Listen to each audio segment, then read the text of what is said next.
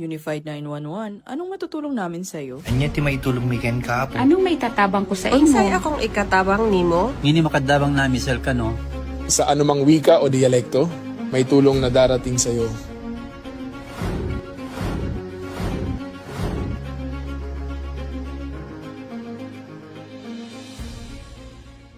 Lilingkod sa bawat Pilipino at magbibigay ng tamang impormasyon para sa tahimik at maayos na Pilipinas. Police News Network, alagad ng batas, tagapagtaguyod ng balitang pulis, sandigan ng mamamayan, patnubay ng katotohanan.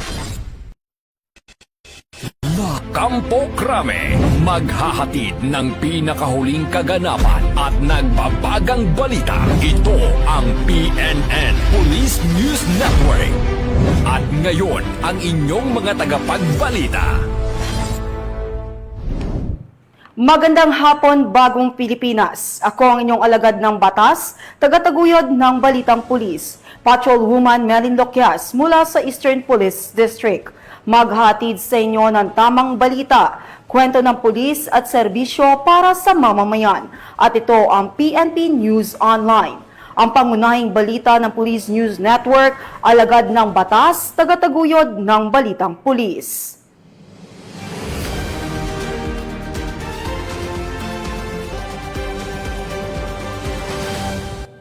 Narito ang mga balitang dapat nyong abangan. Mahigit 1 milyong halaga ng iligal na troso na kumpiska sa Palawan. 2 individual arestado.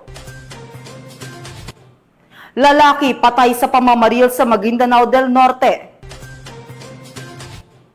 At lalaking nagbebenta ng online financial account, huli ng PNP Anti-Cybercrime Group.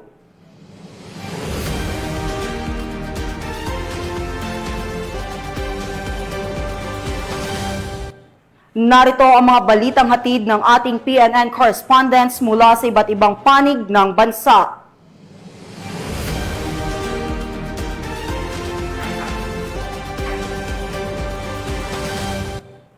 Simulan natin ang balita mula sa bahagi ng Luzon.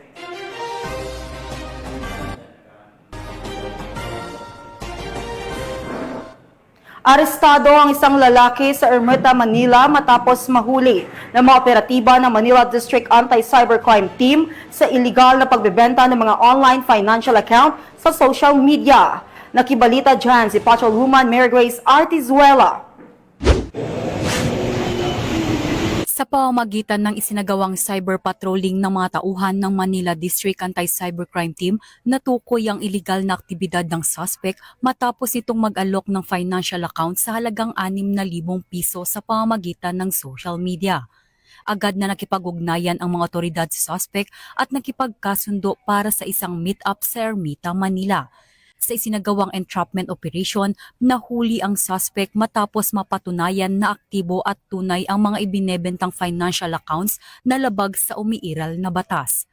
Ang suspect ay kasalukuyang nahaharap sa kasong paglabag sa Anti-Financial Accounts Coming Act o AFASA.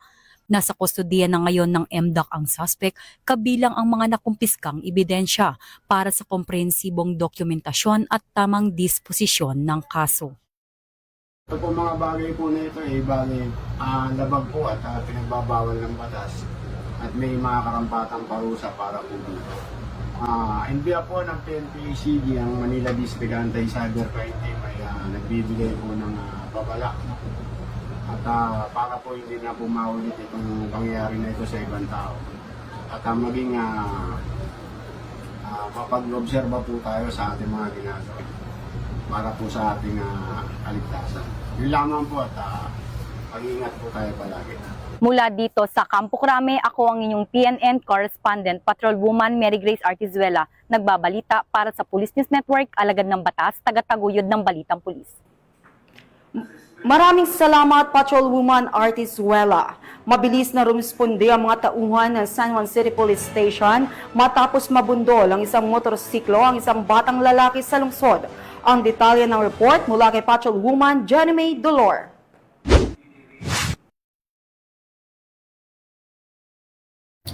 Nabundol ang 7 taong gulang na bata ng rider na ito habang tumatawid sa kalsada sa kahabaan ng If Manalo Street, San Juan City. Agad namang tumulong ang mga concerned citizen na nakakita sa pangyayari at tumawag sa 911 hotline number. Gamit ang Unified 911, agad nakaresponde ang mga personnel ng San Juan City Sector 5 at ambulansya ng San Juan City CDRRMO at agad nabigyan ng paunang lunas ang biktima na nagtamo ng mga gasgas sa katawan at dinala ito sa pinakamalapit na hospital upang masigurado ang kalagayan ng bata. Samantalang ang rider naman na nakabundol sa biktima ay agad namang nagbigay ng kanyang kooperasyon sa mga otoridad at nangakong babayaran nito ang pagpapaospital sa batang biktima. Ako po'y nagpapasalamat sa ating mga kapulisan sa mabilis na pagresponde sa anak kong nabundol ng motor at naihatid sa ospital upang mabigyan ng paunang lunas. Ako'y muling nagpapasalamat sa mga pulis na naka-assign sa Sector 3 Kabayanan San Juan Police. Ang mabilis na pagresponde ng mga tauhan ng Eastern Police District San Juan City Police Station ay patunay ng kanilang tapat na serbisyo at dedikasyon na magampanan ang sinumpaang tungkulin. Mula dito sa Eastern Police District, ako po ang inyong PNN correspondent, Patrolwoman Jenny May Dolor, alagad ng batas, tagataguyod ng Balitang Pulis. Maraming salamat, Patrolwoman Dolor. Hindi na nakalusot ang isang lalaki matapos salakayin ng mga tauhan ng San Nicolas Municipal Police Station ang kanyang tahanan sa barangay Nagkakaisa, San Nicolas, Pangasinan. Sa bisa ng isang search warrant kaugnay ng paglabag sa Republic Act 9165 o Comprehensive Dangerous Drugs Act of 2002. Patrolman Dennis Carinal sa report. Operasyon kontra illegal na droga ang isinagawa ng San Nicolas Police Station sa pamumuno ni Police Major George D. Banayos Jr., katuwang ang Dasol Maritime Law Enforcement Team at ang Pangasinan 2nd Provincial Mobile Force Company sa barangay Nagkaisa, San Nicolas, Pangasinan, noong gabi ng October 12, 2025. Dakong 10:23 ng gabi, isinilbi ng mga otoridad ang search warrant operation na inisyo ng Honorable Emma Hines Parahas, presiding judge ng Regional Trial Court Branch 52, Tayog, Pangasinan. Kinilalang suspect na alias JR, 37 anyos, isang construction worker at residente ng nasabing barangay. Sa naturang operasyon, na-recover mula sa suspect ang tinatayang 8 gramo ng inihinalang shabu na may street value na humigit kumulang 54,400 pesos na nakalagay sa 6 na head-seal transparent plastic sachet. Bukod sa illegal na droga, nakumpiska rin ang ilang non-drug items na karaniwang ginagamit sa pag-refact ng shabu, kabilang 2 lighter, isang plastic tube, 21 bakanting plastic sachet, isang glass total rolled aluminum foil, at isang plastic container. Maharap ito sa kasong paglabag sa Republic Act 9165 o ang Comprehensive Dangerous Drugs Act of 2002. Ang tagumpay ng operasyon ay bunga ng magandang ugnayan sa pagitan ng mamamayan at ng pambansang pulisya para mas lalong mapaigting ang kampanya laban sa kriminalidad tungo sa mapayapat tigtas na bagong Pilipinas. Mula dito sa Picadillo, Ilocos Region, ako po ang inyong Police News Network Correspondent, Patrolman Dennis Carinal, alagad ng batas, tagataguyod ng Balitang Pulis. Maraming salamat, Patrolman Carinal. 2 individual ang arestado matapos makumpiskahan ng mahigit 1 milyong pisong halaga ng iligal na troso sa isang checkpoint operation sa Nueva Vizcaya. Ang report mula kay Patrolwoman Jerilyn Culico. 2 individual ang naaresto sa ikinasang anti-illegal logging operation ng mga tauhan ng 2nd Maneuver Force Platoon, 1st Nueva Vizcaya Provincial Mobile Force Company sa isang checkpoint operation sa barangay Nagsabaran, Jadin, Nueva Vizcaya kahapon ng umaga, 13 ng Oktubre taong kasalukuyan. Nagresulta ito sa pagkakakumpiska ng 2,656 na board feet ng illegal na troso na tinatayang nagkakahalaga ng 1,328,000 piso. Kinilala ang mga sospek na sina alias Son, 40 taong gulang, binata, isang driver, residente ng 1326 Muson, San Jose del Monte, Bulacan, at alias L, 48 taong gulang, may asawa, isang helper at residente rin ng nasabing lugar.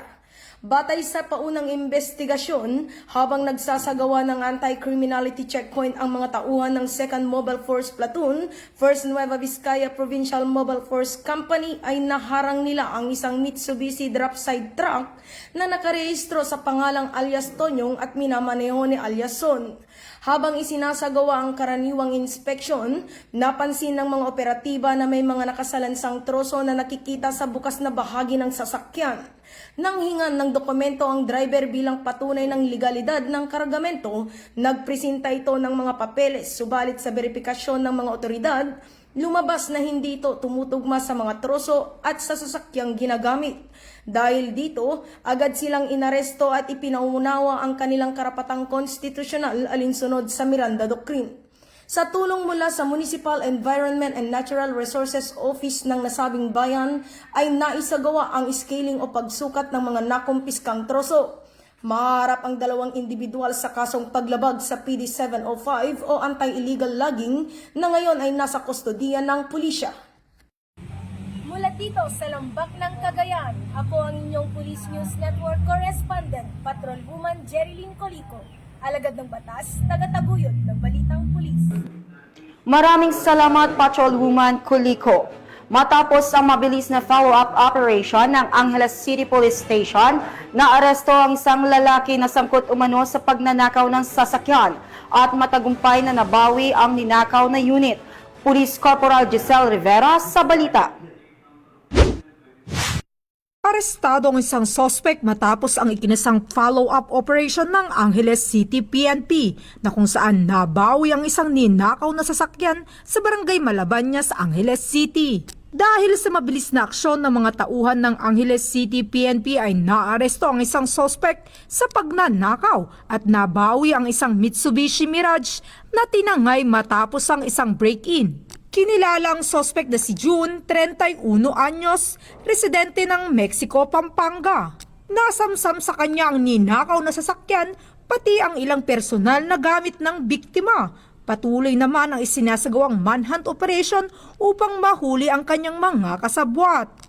Pinuri ni Police Brigadier General Ponce Rogelio E. Piñones Jr., Regional Director ng Police Regional Office 3, ang mabilis na tugon ng kanyang mga tauhan. Mula dito sa Police Regional Office 3, ang inyong PNN Correspondent, Police Corporal Giselle V. Rivera, alagad ng batas, tagataguyod ng Balitang Pulis.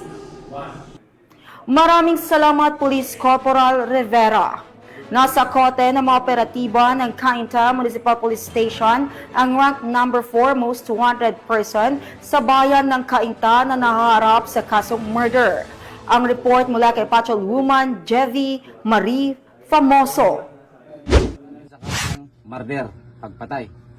Matagumpay na naaresto ng pinagsanib na puwersa ng Cainta Municipal Police Station at Regional Intelligence Division Special Team ang number 4 most wanted person sa buong Region 4A sa ikinasang operasyon dakong alas 8 ng gabi sa bayan ng Cainta, Rizal. Kinilala ang suspect sa alias na Atos, 39 anyos, binata, isang construction worker at residente ng nasabing bayan. Ang akusado ay may nakabinbing kasong murder na inisyo ng Regional Trial Court Branch 142 Antipolo City noong Oktubre 8, 2025. Batay sa warrant of arrest, walang piyansang inirekomenda laban sa kanya. Sa kasalukuyan, si alias Atos ay nakapiit sa Cainta MPS Custodial Facility habang isinasagawa ang mga kaukulang proseso ng kanyang kaso. Sa isang pahayag, pinuri ni Police Colonel Filoteo A. Gonzalgo, Provincial Director ng Rizal Police Provincial Office, ang dedikasyon ng mga operatiba sa matagumpay na operasyon. Anya, ang pagkakaaresto kay alias Atos ay patunay ng dedikasyon at husay ng ating mga kapulisan sa pagpapatupad ng batas. Patuloy tayong makakaasa na hindi titigil ang Rizal PPO sa paghahatid ng hustisya at seguridad sa ating mga mamamayan. Ang nasabing operasyon ay bahagi ng tuloy-tuloy na kampanya ng Pro Calabarzon laban sa wanted person upang matiyak ang katahimikan at kaligtasan ng komunidad. Mula dito sa Calabarzon, ako ang inyong Police News Network Correspondent, Patrolwoman Jevi Marie Famoso, alagad ng batas, tagataguyod ng Balitang Pulis. Maraming salamat, Patrolwoman Famoso.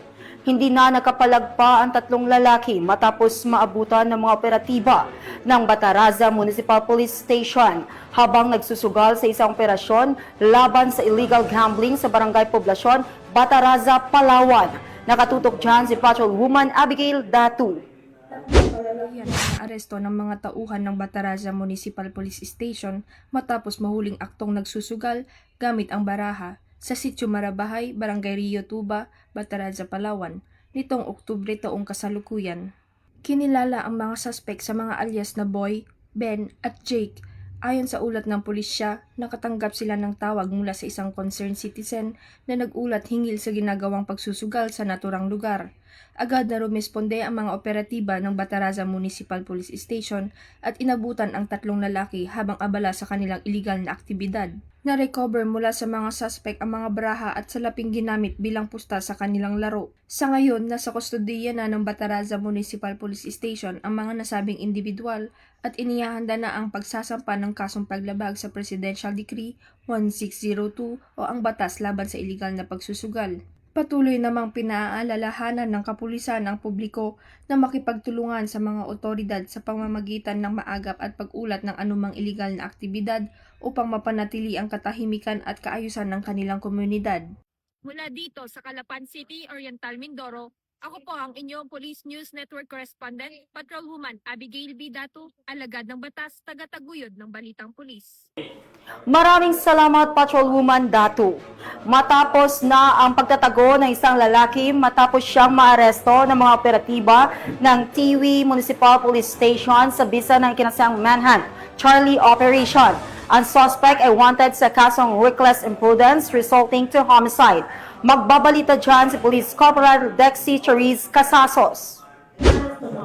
Ng Tiwi Municipal Police Station ang isang wanted person sa isinagawang Manhunt Charlie Operation nitong Oktubre taong kasalukuyan sa Barlin Street, Barangay Tigbi, Tiwi, Albay.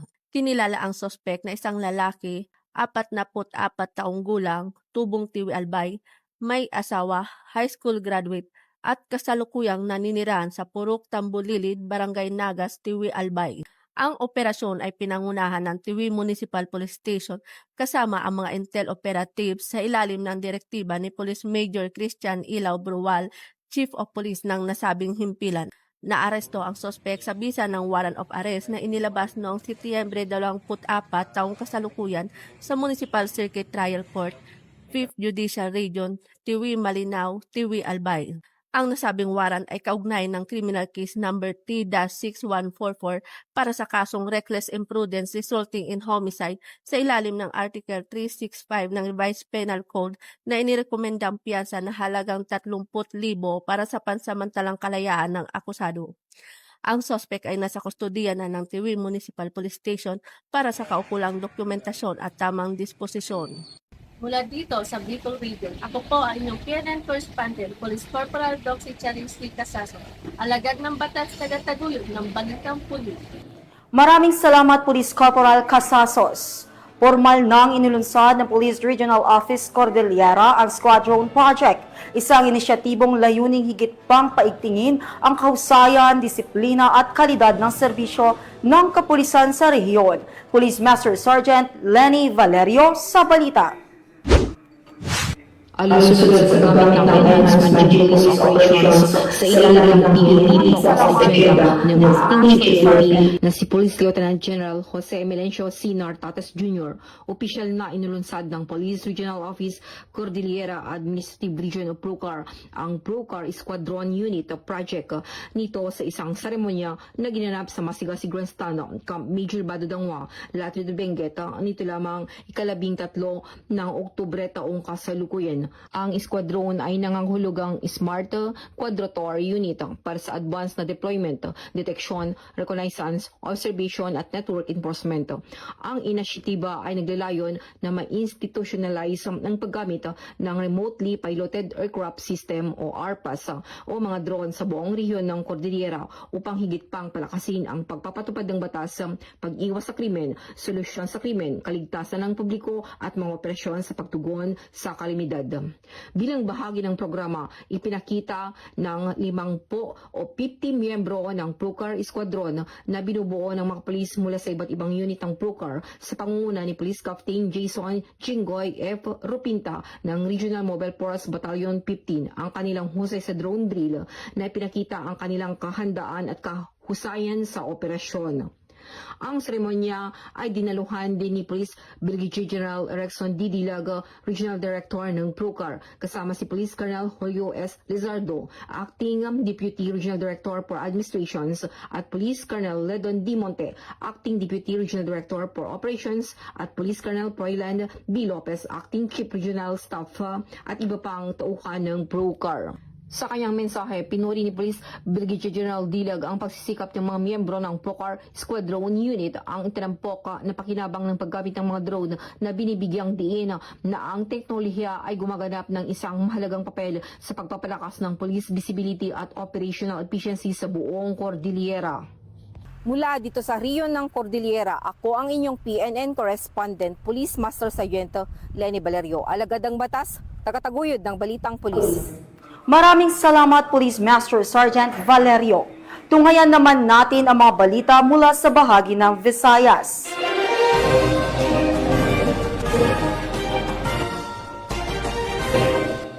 Bumagsak sa kamay ng mga otoridad ang isang wanted person na may kasong paglabag sa Republic Act 7610 o Special Protection of Children Against Abuse, Exploitation and Discrimination Act sa isinagawang operasyon ng Libagon Municipal Police Station sa Barangay Nahaong, Libagon, Southern Leyte. Patrolwoman Maria Elena Singgian sa balita. Otoridad ang isang lalaking wanted person sa kasong paglabag sa RA 7610 matapos mahuli sa barangay Nahaong, Libagon, Southern Leyte. Bandang alas 2:15 ng hapon nang maaresto ang akusado ng mga tauhan ng Libagon Municipal Police Station sa bisa ng warrant of arrest para sa kasong paglabag sa Section 10A ng RA 7610 o Special Protection of Children Against Abuse, Exploitation and Discrimination Act na may narekomendang piyansa na 72,000 pesos para sa pansamantalang kalayaan. Dinala ang akusado sa Libagon MPS para sa kukulang dokumentasyon at tamang disposisyon. Ang pagkakaaresto sa akusado ay bunga ng masusing operasyon ng ating kapulisan bilang bahagi ng pagsisikap na wakasan ang kriminalidad sa ating bansa. Dahil sa bagong Pilipinas, ang gusto ng pulis, ligtas ka. Mula dito sa Eastern Visayas, ako ang inyong PNN correspondent, Patrolwoman Maria Elena Singian, alagad ng batas, tagataguyod ng Balitang Pulis. Maraming salamat, Patrolwoman Singian. Hindi lang seguridad kundi malasakit din ang hatid ng Tigbawan Municipal Police Station at tagaligtas riders matapos magsagawa ng feeding program at anti-bullying lecture para sa mga mag-aaral sa lalawigan ng Iloilo. Yan ang balitang hatid ni Patrolwoman Charmaine Balunsat.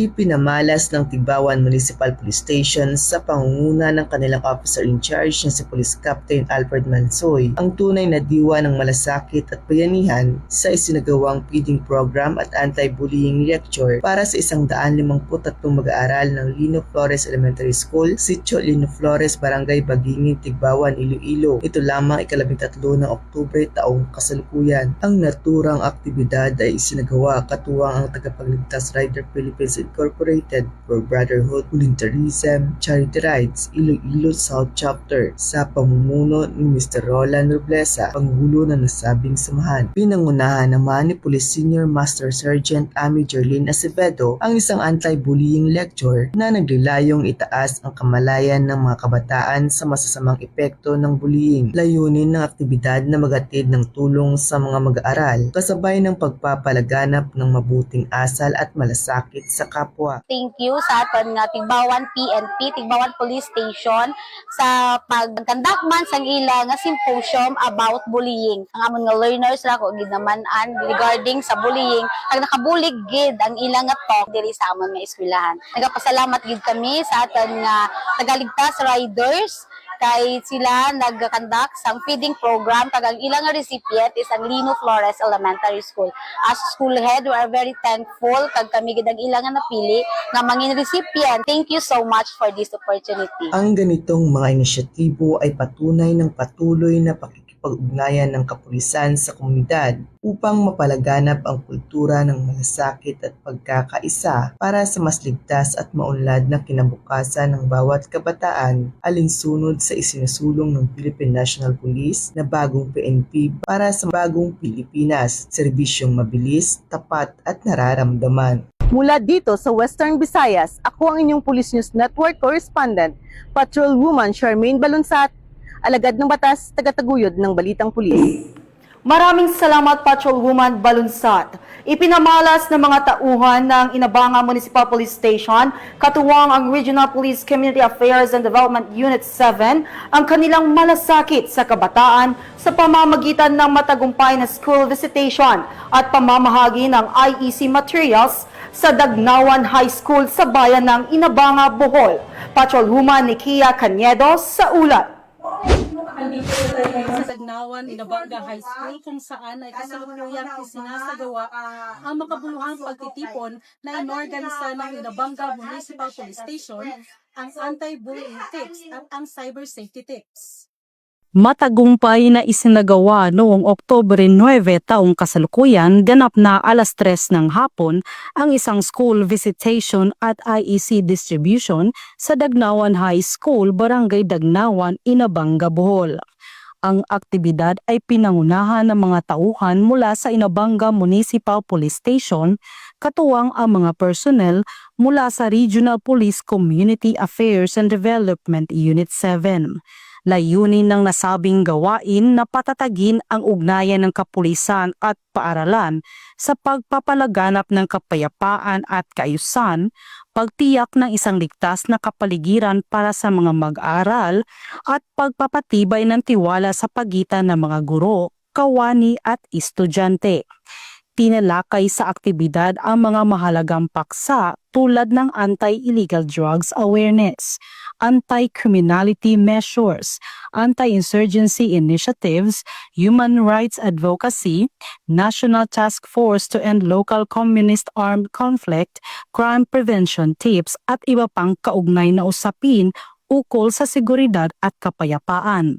Ako nga pala si Erica Jane T. Matela, nagmag-aaral sa Dagnawan Inabanga High School. Natutunan ko na kung ano ang mga dapat gawin kung tayo ay nakakaranas ng abuso, pisikal, verbal o sa social media, at kung paano maging wais sa paggamit ng social media para maprotektahan ang sarili. Nagpasalamat ang pamunuan ng paaralan sa aktibong partisipasyon ng kapulisan at sa mga mahalagang impormasyon na kanilang ibinahagi. Police Captain Alvin Sator, ang Chief of Police ng Inabanga, Bohol. Ngayong araw na ito ay nagsagawa po tayo ng isang pagpupulong kung saan tinulungan po tayo ng PKG Central Visayas at ang ating WCPD.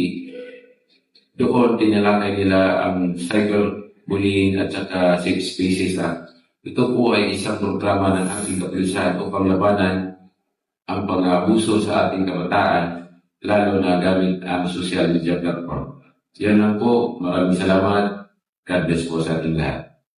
Ang matagumpay na aktibidad ay patunay ng patuloy ng kooperasyon sa pagitan ng PNP, paaralan at komunidad sa layuning mapanatili ang kaayusan, kapayapaan at kaligtasan sa buong Inabanga. Mula dito sa Dagnawan Inabanga High School, ako yung Police News Network correspondent, Patrolwoman Nikia Caniedo, alagad ng batas, tagataguyod ng Balitang Pulis. Maraming salamat, Patrolwoman Caniedo. Narito naman ang mga balita mula sa bahagi ng Mindanao.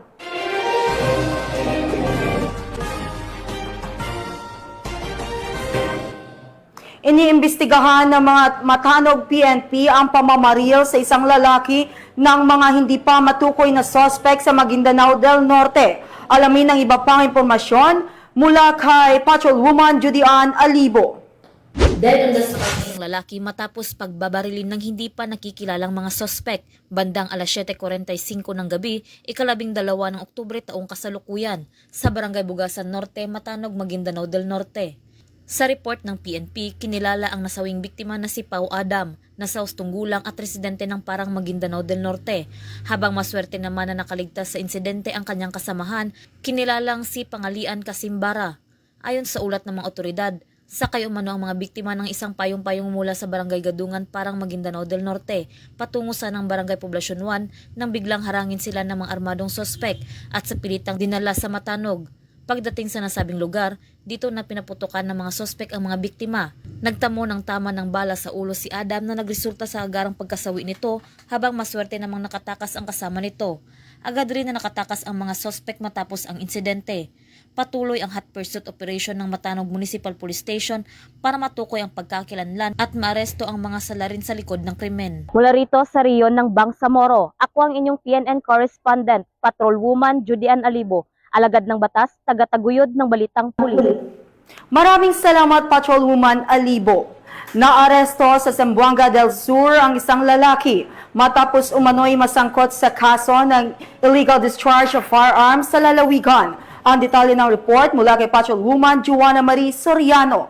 Naaresto ng mga tauhan ng Gipos MPS, katuwa ang Zamboanga del Sur Provincial Intelligence Unit, 2nd Zamboanga del Sur Provincial Mobile Force Company at 902nd Regional Mobile Force Battalion 9 ang isang lalaki sa isinagawang Joint Intelligence Driven Operation dakong alas 5:30 ng hapon noong Oktubre 12 taong kasalukuyan sa Purok 3, Barangay Linton, Bayan ng Gipos, Zamboanga del Sur. Batay sa ulat ng pulisya, ang naturang operasyon ay nagresulta sa pagkakaaresto sa isang 35 taong gulang na lalaki, may asawa, isang magsasaka at residente rin ng Barangay Linton, Gipos, Zamboanga del Sur.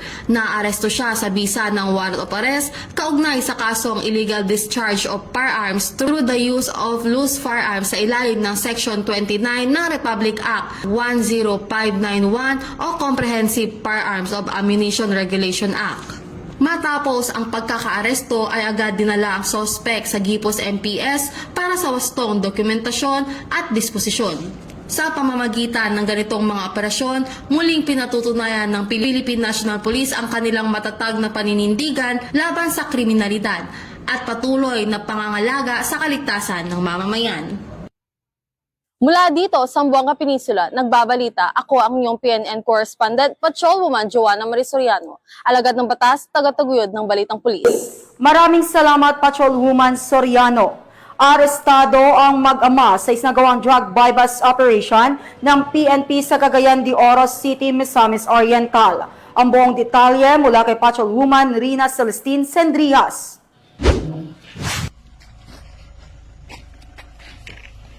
Arestado ang mag-ama sa kinasang buy-bust operation sa Upper Carmen, Cagayan de Oro City nito lamang ika-11 ng Oktubre taong kasalukuyan. Ang naturang operasyon ay pinangunahan ng mga operatiba ng Bulwa Police Station. Kinilala ni Police Major Ronaldo C. Galvan Jr., officer in charge ng Bulwa Police Station. Ang mga suspect na sina alias Art, lalaki, 59 anyos, alias Bruno, lalaki 27 anyos, mag-ama at residente ng nasabing lugar. Nakumpiska mula sa mga suspect ang mga pakete ng hinihinalang shabu, isang 500 peso bill na ginamit bilang buy-bust money. Ang mga suspect ay mahaharap sa kasong paglabag sa RA 9165 o Comprehensive Dangerous Drugs Act of 2002.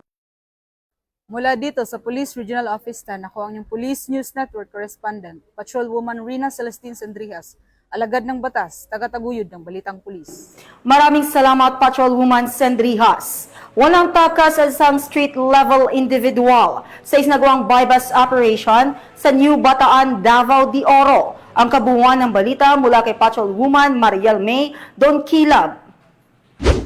Arestado ang isang street-level individual sa isinagawang buy-bust operation ng New Bataan PNP, katuwang ang Davao de Oro Provincial Intelligence Unit at Provincial Drug Enforcement Unit sa Purok 4 Barangay Bantacan, New Bataan, Davao de Oro nitong Oktubre 13 taong kasalukuyan. Kinilala ni Police Major Darwin M. Aguilar, Chief of Police ng New Bataan Police Station, ang suspect na si alias Brad, 27 anyos na residente ng Barangay Bantacan, New Bataan, Davao de Oro. Na-recover mula sa suspect ang 4 na pakete ng hinihinalang shabu na may standard drug price na 6,800 pesos. buy-bus money na ginamit sa operasyon at mga drug paraphernalia. Kasalukuyang nakakulong ngayon ang suspect sa New Bataan Municipal Police Station upang dumaan sa tamang disposisyon at maharap sa kasong paglabag sa RA 9165 o ang Comprehensive Dangerous Drugs Act of 2002. Ang operasyong ito ay nagpapakita na patuloy na pagsusumikap ng Police Regional Office 11 na sugpuin ang iligal na droga at krimen sa rehiyon na may layuning tiyakin ang kaligtasan at seguridad ng komunidad. Mula dito sa Davao de Oro Police Provincial Office, ako ay ang PNN correspondent. Patulungan Royal Maiden Kilab, alagad ng batas, tagataguyod ng balitang pulis. Patrolwoman Don Kilab. Kulungan ang bagsag ng 3 high-value targets matapos masakote sa isang buy-bus operation na isinagawa ng Sitio Adelfa, Barangay Malandag, Malungan. Yan at natukan ni Patrolwoman Rosalie Umalay. Arestado ang high-value targets sa isang buy-bust operation sa Sitio Adelfa, Barangay Malandag, Malungon noong Oktubre taong kasalukuyan. Kinilala ang mga sospek na sina alias Jack, 45 anyos, at alias Junjun at Joe, pawang mula sa General Santos City, nahuli matapos bintahan ng shabu ang isang pusher buyer gamit ang marked money. Nasamsam mula sa kanila ang 8 gramo ng hinihinalang shabu na nagkakahalaga ng 32,000 pesos. Kasalukuyang nakakulong ang mga sospek at nahaharap sa kasong paglabag sa Republic Act 9165 o ang Comprehensive Dangerous Drugs Act of 2002. Mula dito sa General Santos City, ako ang inyong PNN correspondent, Patrolwoman Rosalie Umalay, alagad ng batas, tagataguyod ng balitang pulis. Maraming salamat, Patrolwoman Umalay. 3 drug personality ang huli ng Butuan PNP sa magkaiwalay na operasyon matapos makumpiskahan ng tinatayang 40,000 pisong halaga ng shabu sa Butuan City. Ang balita mula kay Patrolwoman Karin Malilin.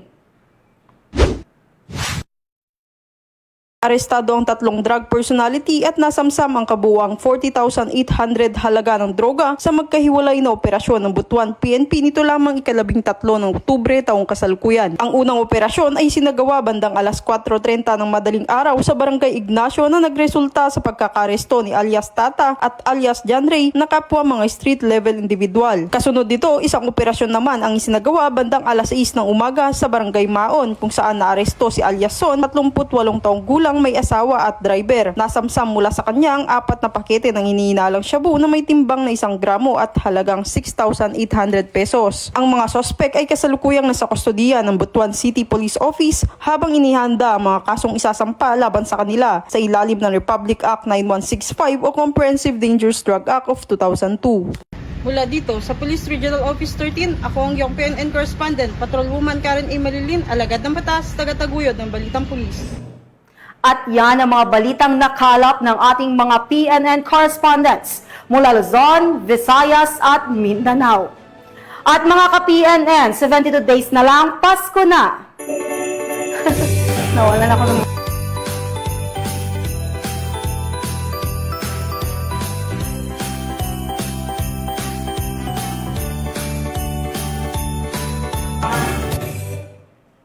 Sa ngalan ng pamunuan ng Philippine National Police, sa pangunguna ni ating Chief PNP Police Lieutenant General Jose Melencio Nartates Jr. at sa pamumuno ni President Ferdinand Bongbong Marcos Jr., kami maglilingkod sa bawat Pilipino at magbibigay ng tama at balanseng balita bilang bagong PNP para sa bagong Pilipinas. Serbisyong mabilis, tapat at tunay na nararamdaman.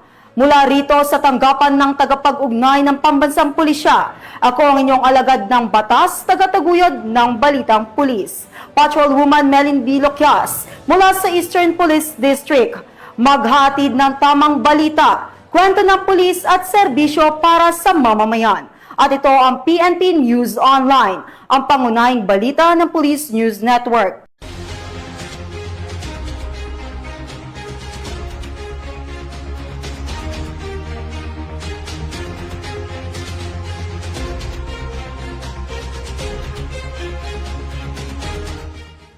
Police News Network, alagad ng batas, tagapagtaguyod ng balitang pulis.